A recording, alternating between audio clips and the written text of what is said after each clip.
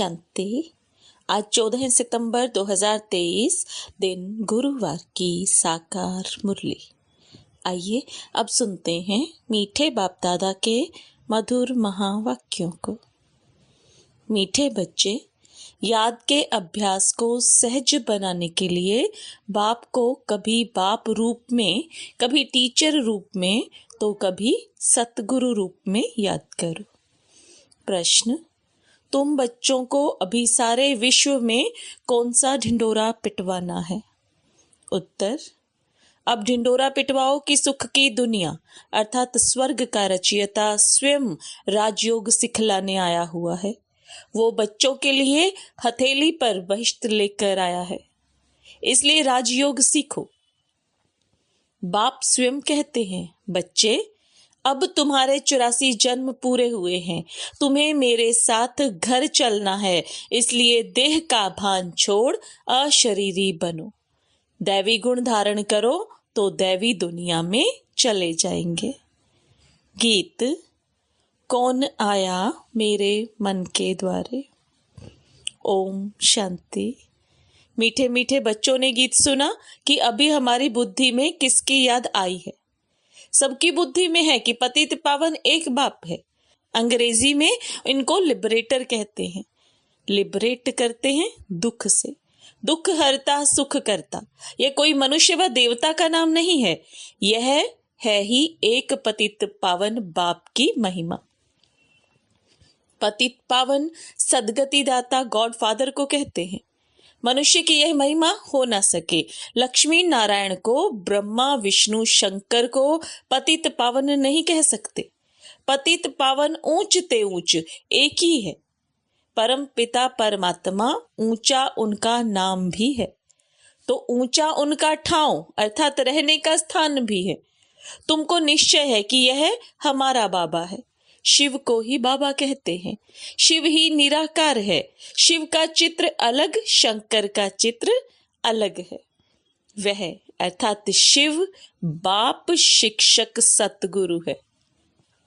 आज सतगुरुवार है। तुम्हारा तो सतगुरुवार रोज है। सतगुरु रोज तुमको पढ़ाते हैं और वह तुम्हारा बाप भी है, यह तो निश्चय होना चाहिए ना। उनको सर्वव्यापी नहीं कहेंगे। तुम्हारी बुद्धि में है पतित पावन परम पिता परमात्मा हमको राजयोग सिखलाते हैं। वह ज्ञान का सागर है, यह तो बुद्धि में निश्चय रहना चाहिए। यह एक ही बाप है, जिसको कोई भी रूप में याद करो, बुद्धि ऊपर निराकार तरफ चली जाती है। कोई आकार व साकार नहीं है। आत्माओं को परम पिता परमात्मा से अब काम पड़ा है, परंतु जानते नहीं है। गाते हैं कि वह ज्ञान का सागर है, तो ज्ञान का सागर माना जो ज्ञान सुनाकर सदगति करे। लक्ष्मी नारायण को यह ज्ञान नहीं है। ज्ञान वह जो ज्ञान सागर से मिले, इसलिए शास्त्रों में भी ज्ञान नहीं है। ज्ञान सागर को ही मनुष्य सृष्टि का बीज रूप कहते हैं। बाप क्रिएटर है, वह है बेहद का बाप और सब हैं हद के बाप। अब बेहद के बाप को सब याद करते हैं, जो बापों का बाप, पतियों का पति, गुरुओं का भी गुरु है। सब उनको याद करते हैं, साधना करते हैं।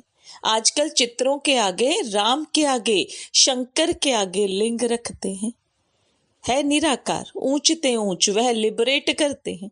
अभी तो सब आत्माएं पतित हैं। 5000 वर्ष पहले जब आदि सनातन देवी देवताओं का राज्य था, तो उस समय एक ही राज्य था, सुख धाम था। पवित्रता, सुख, शांति सब थी। उनका नाम ही है स्वर्ग, हेवन। हेवन को सूक्ष्म वतन व मूल वतन नहीं कहेंगे। हेवन के अगेंस्ट है हेल। यह बुद्धि में रखना है। एक बेहद के बाप को ही याद करना है, उनसे स्वर्ग का वर्षा मिलता है। सतगुरु राजयोग सिखलाते हैं, पावन दुनिया में ले जाते हैं। एक की कितनी महिमा है। लक्ष्मी नारायण को यह महिमा नहीं दे सकते। एक ही निराकार बाप है। आत्माएं भी निराकार हैं। जब शरीर से अलग हैं, बाप कहते हैं तुम अपना शरीर लेकर पाट बजाते हो। तुम कितने जन्म पाट बजाते हो यह भी जानते हो। ब्रह्मा का भी चोला है, सूक्ष्म तन में भी चोला है, शरीर तो है ना, कहेंगे उनमें भी आत्मा है। ब्रह्मा विष्णु शंकर को भी सूक्ष्म शरीर है। मुझे कहते हैं निराकार। बच्चों को समझाया है, कोई को भी बोलो तुमको दो बाप हैं, तुम्हारे बाप को भी दो बाप है।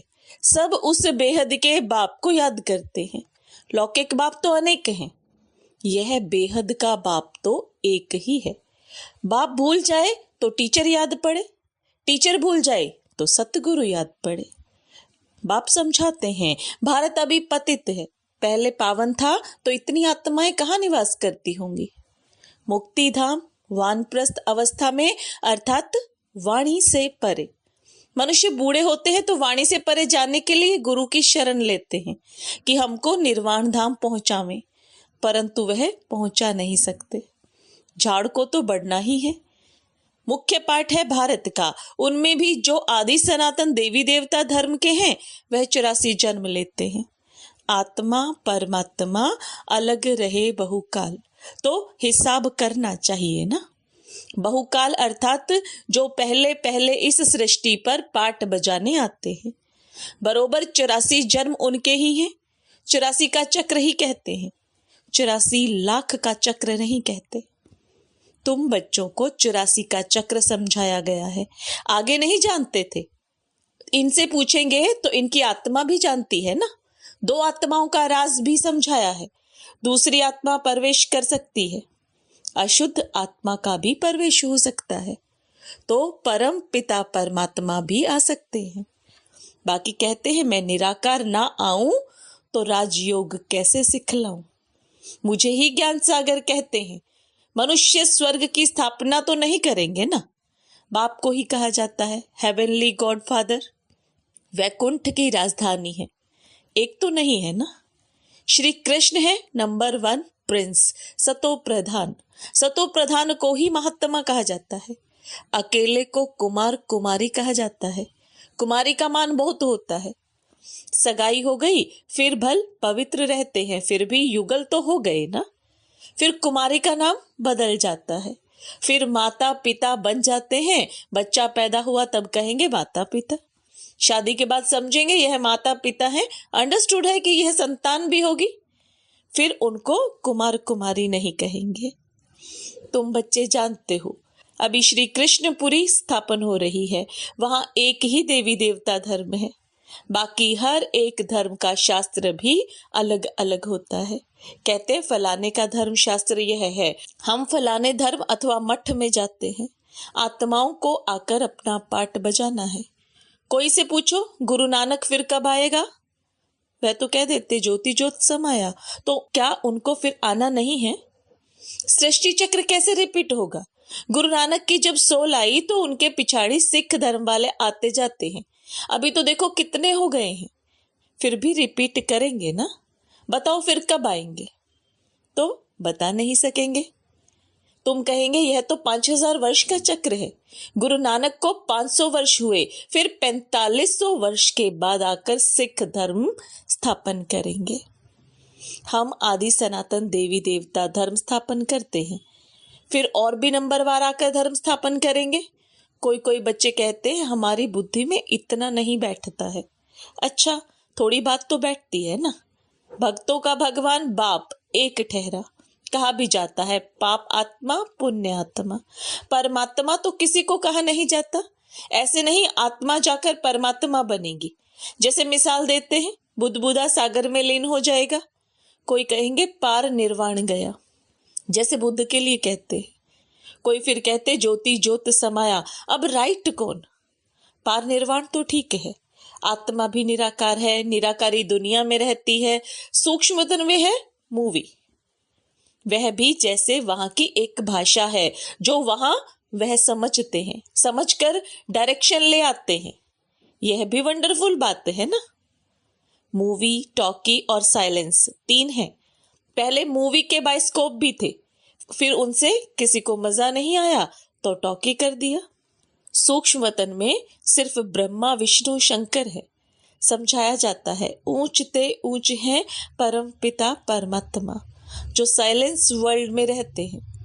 हम आत्माएं भी वहां रहती हैं, पतित पावन एक ही सतगुरु है, सर्व का सदगति दाता वही है। बाकी भल कोई अपने को गुरु कहलाए, ऋषि कहलाए, महात्मा कहलाए, परंतु है सब भक्त। पावन बनाने वाले को जानते ही नहीं। कहते परमात्मा सबको कब्र से निकाल ले जाते हैं। देखते भी हो, यह वही महाभारी महाभारत लड़ाई है। तुम सतयुग के लिए राजयोग सीख रहे हो, विनाश के बाद फिर सतयुग के गेट खुलते हैं। बाप ने समझाया है, इस समय तुम बाप से राजयोग सीखते हो, तुम योग बल से राज्य लेते हो। यह है नॉन वायलेंस। कोई भी यह नहीं जानते हैं कि नॉन वायलेंस किसको कहा जाता है। काम कटारी भी नहीं चलानी है, यह भी हिंसा है। अहिंसा परमो देवी देवता धर्म था। विकारों के कारण ही तुमने आदि मध्य अंत दुख पाया है। वहां है निर्विकारी दुनिया, जिस कारण आदि मध्य अंत दुख नहीं होता है। वह है अमर लोक, यह है मृत्यु लोक। मृत्यु लोक में बैठ कथा सुनाते हैं, अमर लोक में जाने लिए। बाप कहते हैं, मैं त्रिकालदर्शी हूँ, तुमको भी त्रिकालदर्शी त्रिनेत्री बनाता हूँ, अर्थात तीनों लोकों तीनों कालों को जानने वाले। यह भगवान की महिमा है। तुम बच्चों को आप समान बनाकर साथ ले जाते हैं। ज्ञान सागर के बच्चे, तुम भी मास्टर ज्ञान सागर बन जाते हो। बाप कहते हैं, मैं मनुष्य सृष्टि का बीज रूप चैतन्य नॉलेजफुल हूँ। हाँ, हम जान सकते हैं बीज से ऐसे झाड़ निकलता है, फिर फल निकलता है। अब यह है मनुष्य सृष्टि का झाड़। बाबा कहते हैं, मैं इस उल्टे झाड़ के आदि मध्य अंत को, सृष्टि चक्र को जानता हूँ। मनुष्य कहते भी हैं परमात्मा सत्य है, चैतन्य है, आनंद का सागर है, सुख का सागर है, तो उनसे जरूर वर्षा मिलना चाहिए। तुम मुझ अपने बाप से वर्षा ले रहे हो। तुम 21 जन्मों के लिए पावन बन जाएंगे। मैं एवर पावन हूँ, तुमको तो पाठ बजाना है। इस समय सिर्फ तुम्हारी चढ़ती कला है, तुम मास्टर ज्ञान सागर बन जाते हो। फिर सतयुग से लेकर तुम्हारी कलाएं कमती होती जाएंगी, चढ़कर फिर उतरना ही है। अभी तुम बच्चे बेहद के बाप से बेहद का वर्षा लेते हो, बहुत सर्विस करते हो। बाप है पतित पावन, तुम शिव शक्ति पांडव से न हो।